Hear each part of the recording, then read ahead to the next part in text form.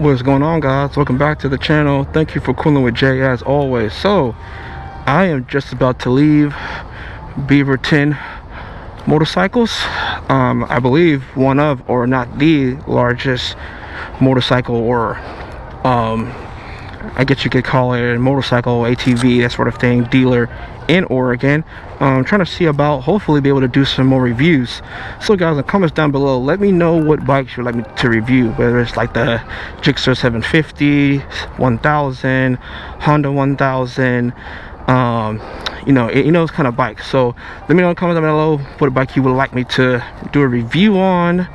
Of course, my baby, the V4, I believe can be beat, but I do want to see, how the other bikes fare out there from a more of a novice rider perspective, because obviously out there you have a ton of reviews about which bike is better lean, this and that and all that, but I feel like it's also cool to get a perspective from a more of a novice rider, because obviously not everybody is a pro, and pros are going to have certain opinions, and I feel like being a newbie, well, I'll have a different perspective, because you know why?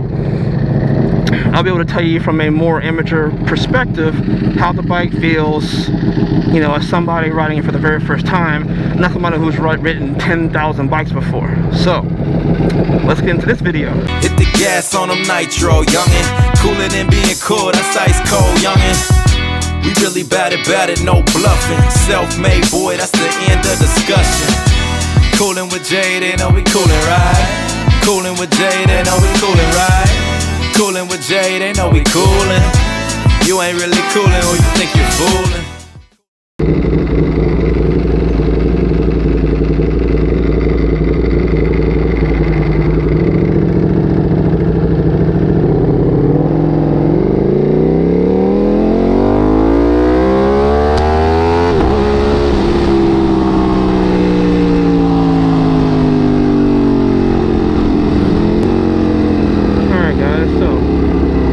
Talk about GoPros and why I use the GoPro Hero 7 in comparison to other GoPros out there. Now you might have seen videos, of course, of people reviewing what GoPro to have and that sort of thing, and I feel like a lot of motovloggers use like the GoPro Hero 3 and 4 just because it's able to be used with a Senna. I use, however, the GoPro Hero 7. Now I already did a video on the case I use for my GoPro Hero 7, which of course I will link down in the description below, which case that is.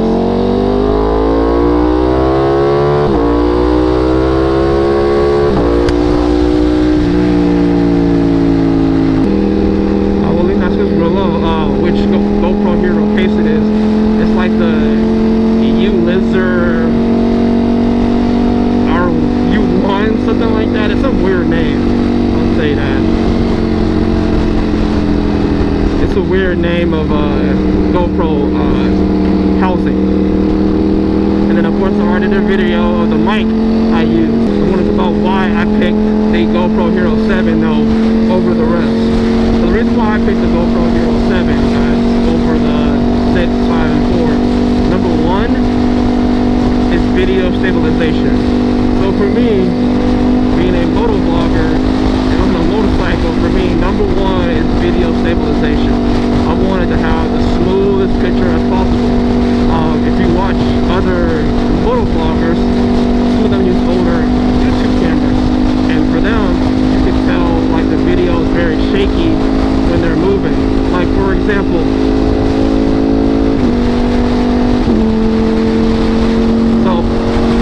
example, right? I'm about to move my head back and forth. You can kind of see, right? So left, right, up, down, right? Now, when I do this in post, right, the video, the like actual video itself should be very stable as far as what you see. And for those of you starting out or wondering why, like you have to figure out like what is your objective when you talk to your audience. What's your main objective? For me, my main objective is quality over quantity. I'd rather make less videos and have bomb quality than to have tons of videos that are crap. That's just, again, personally, right? Some other viewer out there, sorry, some other motovlogger just might not care about that as much, but I do. So that's one reason why I chose the GoPro Hero 7 over the 6, is because they enhance the stabilization, and I wanted to capitalize that because I didn't want to do shaky footage. Okay. The next was this frames per second. So on lower end cameras, for example, you may be going to do 4K 60, or sorry, 4K 30 or 4K 60. Now I can do 4K 60 with stabilization. So on the GoPro Hero 6, I believe, you can't do like the stabilization with 4K with 60. Now somebody might say out there, well, nobody watches it in 4K, and that is true. People might not watch it in 4K, but that doesn't mean you can't produce it in 4K. Now, does it mean larger files? Yes. Does it mean larger editing time? Yes. But what it also means is when you take when you take a 4K video and you shrink that down, or you downscale it to 1080p, what you end up with is a very sharp 1080p image. So some of my videos I have shot in 4K. Now obviously you wouldn't know that, because what I exported, meaning when I'm on Adobe and I'm taking what I've created and I'm exporting it into a movie file, you want to call it that, I export it as 1080p. Actually, what I export it as 2.7K is actually what I use. So after doing some research, I found out that YouTube likes 2.7K. Get by this person.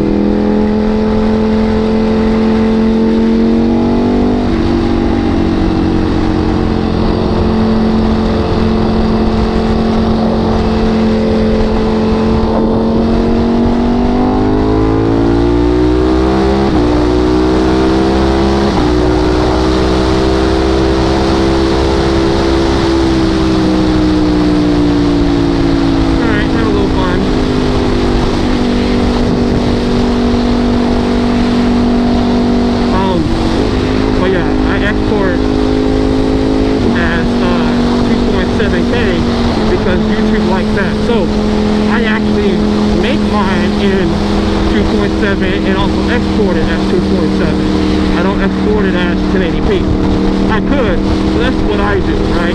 So yeah, I wanted that ability that if I wanted to do some nice cinematic GoPro shots, right, in 240 frames per second.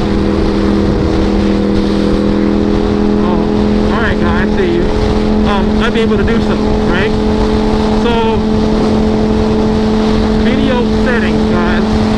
Another thing I'll kind of briefly go into, right?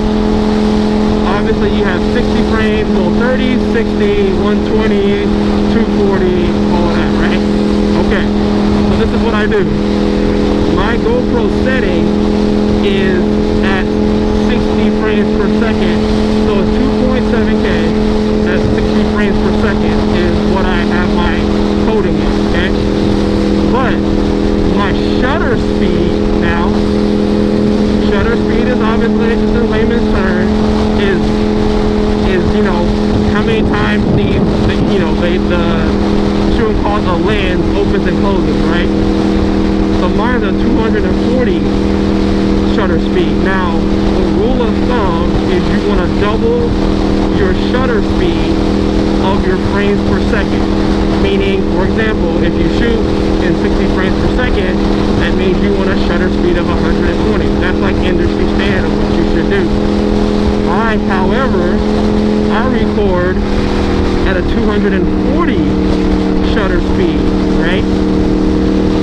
So, which is quad of 60. The reason for this is because of slow motion. Here's the catch. If you plan on slowing down, if you know that you plan on doing anything slow-mo, meaning you're going to take your 60 frames and essentially cut it in half, then you should record at a higher shutter speed.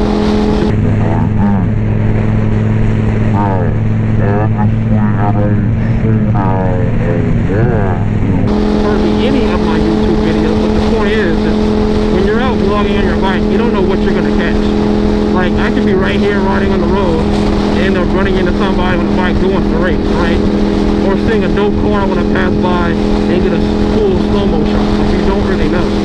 So because you don't know, it's always best, or for me, it's always best if I record at a higher shutter speed. So if I have to slow it down, I can. That's, again, me personally. So that's how. And in the future, just for demonstration, I will do both, okay? If you want, I can do a 6120 and a 6240 and show you what those look like differently slowed down. Now, I'll go into color grading and all that later, but I want to first start off with, for this video, is why the Hero 7 over the 6, the 5, the 4. Now, obviously it has its cons, right? The 3 or the thing is the 4 was the last one. You could do the back of it hooks to the Senna. So basically the Senna will pretty much capture your microphone and the audio from the other Sennas and record it onto the GoPro, which is super dope. The only con to it is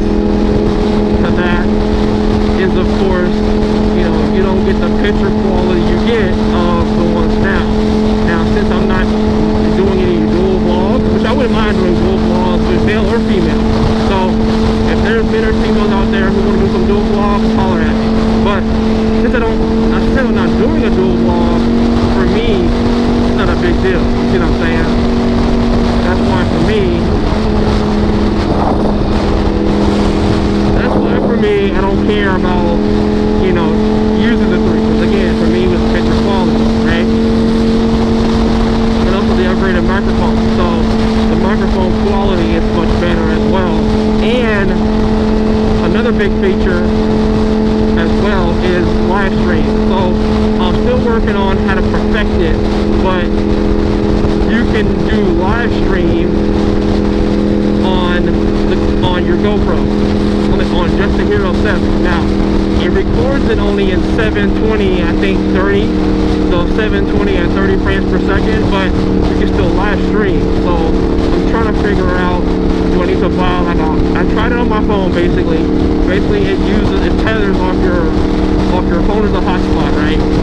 And your GoPro connects to that, and essentially that's how you get it to connect.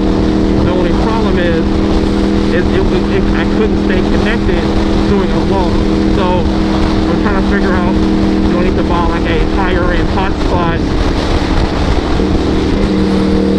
If I buy like another high end hotspot so I can actually be able to do that, I don't know. But that's what I'm trying to figure out next, is how do I do that? But that's what's cool too, man. Like, imagine being able to go on a vlog but live stream, have my phone right here, able to kind of look at, maybe if I'm slow down in traffic, able to look at some of the questions and respond to it live. Like, that's the idea, right? Now, if that will actually work, that's a whole different ball game. But that's, you know, in a perfect world, that's how it will work. So we'll see. So GoPro, if you're out there watching, figure out a way to make your live stream work better with phones, or maybe it's my cell phone. But I have good, you know, I have Verizon, so I'm not saying Verizon is the best for nothing, but I don't think my service is the issue, but I can't seem to get it to work. Now, in fairness, I only tried it one time. And matter of fact, I actually tried it over here. So when me and my friend were heading out to Eugene, I tried it over there and it didn't work. So I don't know. But anyway, that's kind of why I chose the GoPro Hero 7 over the 6, 5, 4, and 3 So yeah, again, for potential live stream, audio quality, higher frames per second at higher image, meaning, for example, at 2K and 4K I can do higher frames per second, which is a big deal. Like I said, higher frames per second means two things. It means smoother image, because like I said, we're not vlogging, right? Vlogging in the sense of like walking around. This is more like sports because you're fast moving. So with that being said, I'll just be honest, 30 frames isn't good for us motovloggers. You don't want anything lower than 60 frames motovlogging.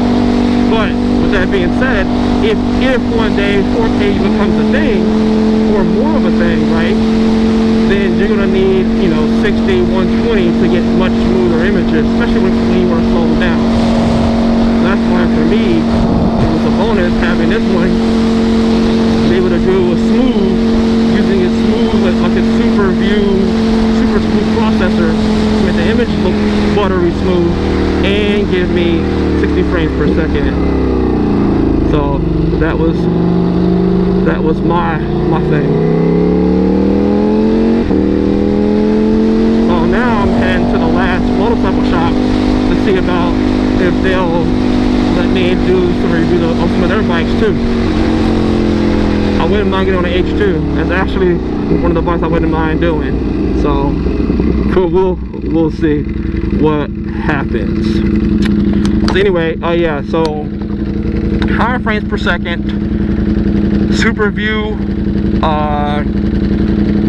image stabilization, better image stabilization, or the added feature of having image stabilization at higher frames per second and at higher resolutions,